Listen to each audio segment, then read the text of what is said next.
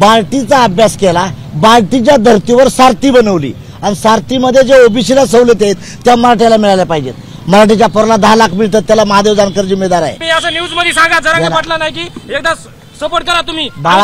48 खासदार निवडून आणतो, फक्त आम्हाला मराठा समाजाला ओबीसीतून आरक्षण द्या. परभणी लोकसभा मतदारसंघात आता प्रत्यक्ष प्रचाराला सुरुवात झालेली आहे. सर्वच उमेदवार जे आहेत ते मतदारांमध्ये जात आहेत, बैठका घेत आहेत, मतदारांशी संवाद साधत. आपल्यासोबत राष्ट्रीय समाज पक्षाचे अध्यक्ष आणि परभणी लोकसभेचे उमेदवार महादेव जानकरांचे काय आता प्रचाराच्या अनुषंगाने कशी चालू आहे सगळीकडे दौरा?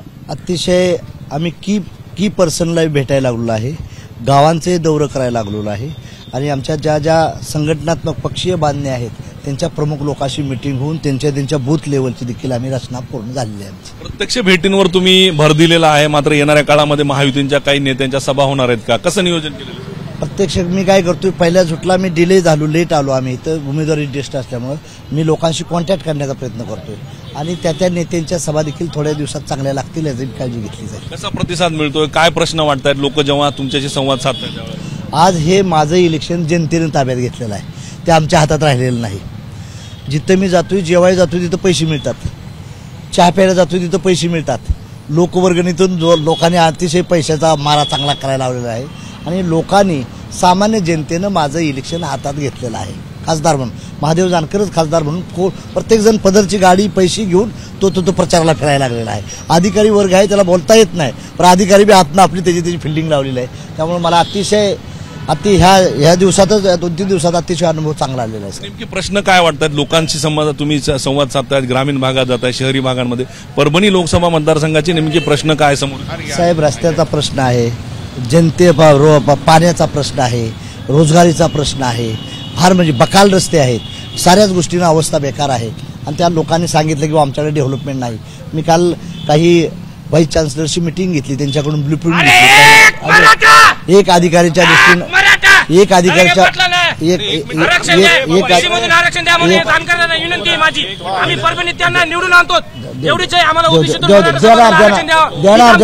देणार बाळा, देणार.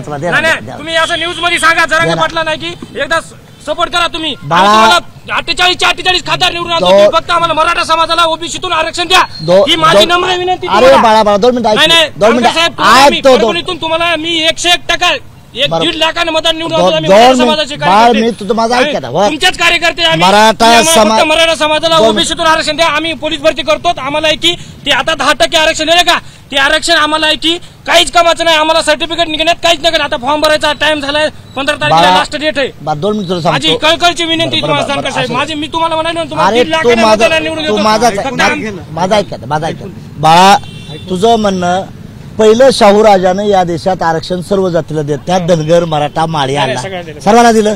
शाहूराजाचा मी भक्त आहे, मी कार्यकर्ता आहे. शाहू फुले आंबेडकर ही माझा वारसदार आहे मी त्यांचा. दुसरी गोष्ट, मी मंत्री होतो तेव्हा आदरणीय देवेंद्र फडणवीसांनी एक कमिटी नेमली होती मराठा समाजासाठी. त्या कमिटीत चंद्रकांत दादा अध्यक्ष, महादेव जानकर, गिरीश महाजन तावडे होतो.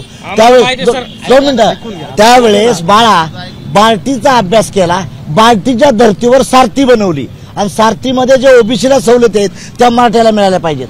मराठीच्या पोराला 10 लाख मिळतात, त्याला महादेव जानकर जिम्मेदार आहे, देवेंद्र फडणवीस आहे बाळा. आणि दुसरी गोष्ट, तुझं 10 लाख रुपये दिलं, नंतर मराठ्या जी ओबीसीला सवलत आहे, जी पोरं फॉरेनला चालली 100 ओबीसी शिकायला, तीच मराठीत चाललेली ती. अरे बाळा 2 मिनिटं ऐक, 2 मिनिटं ऐक. 3 वेळेस सर्टिफिकेट आहे सर, 3 वेळेस सर्टिफिकेट 2014ला 2019. 2 मिनिट माझ्या सर माझं ऐका, माझी कळकळची मी मराठा आहे, मी जानकर साहेबाचा आहे की कार्यकर्ता म्हणून काम करतो.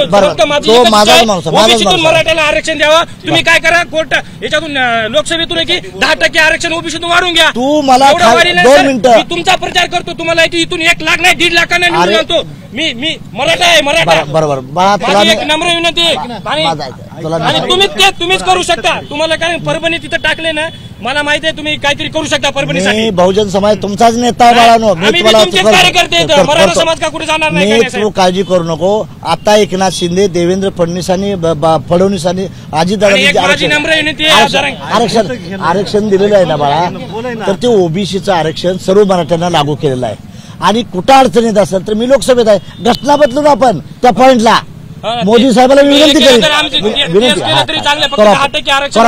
वाढवून घेऊ अरे बाळा माझी तुमचे कार्यकर्ते तुमचंच काम बरोबर आहे तुम्हाला निवडून आणून माझी पहिली मागणी काय होती जात निहाय जनगणना व्हावी आहे का म्हणून मी तुझाच आहे तुझ्या काळजी करू नको तू आणि मी एक आहे शाहू राजानं स्वतःची बहीण आम्ही तुम्हाला 1.5 लाखाने मतदान 2 मिनिट शाहू माझा ऐक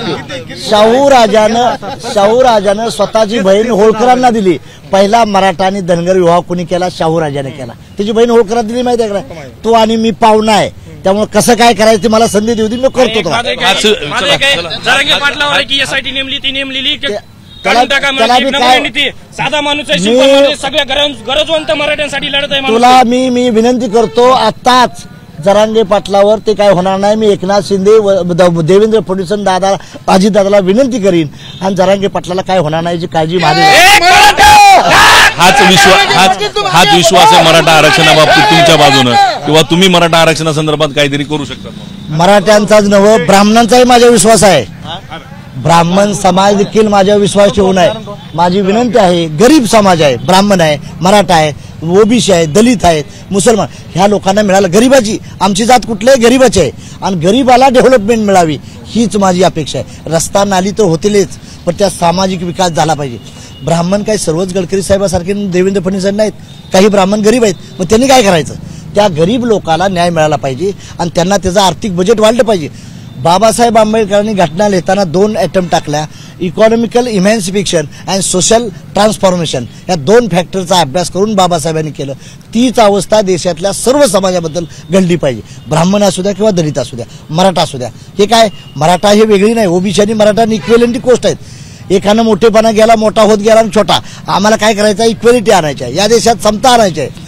सर्व समाजाला सर्व सवर्ण असू द्या त्यांनाही समता मिळाली पाहिजे सभेत हे विषय मांडणार तुम्ही डेफिनेटली मी मोदी साहेबांना विनंती करेन काँग्रेसच्या काळामध्ये ह्या समाजाला न्याय मिळाला नव्हता ओबीसीचा आयोगाला मान्यता फक्त या देशात मोदीनं दिली साहेब घटनात्मक दर्जा हा मुलगा बोलत होता ते बरोबर आहे घटनात्मक दर्जा नव्हता पहिला ओबीसीला हक्क दिला कुणी त्यात मी मांडली मुद्दा आणि मराठ्यांना देखील मी विश्वास देऊन सांगतो मला संधी तुम्ही द्या मराठ्यांचं देखील हित महादेव जानकरच करू शकतो तर हे होते महादेव जानकर यांनी सांगितलंय परभणीतले प्रश्न आहेत प्रत्यक्ष मतदारांना भेटीगाठी घेत आहेत आणि मराठ्यांचं हित जे आहे ते महादेव जानकरच करू शकतो असंही त्यांनी स्पष्ट केलं कॅमेरा पर्सन अनिल चलगलेचं पंकज क्षीरसागर एबीपी माझा परभणी एबीपी माझा उघडा डोळे बघा नीट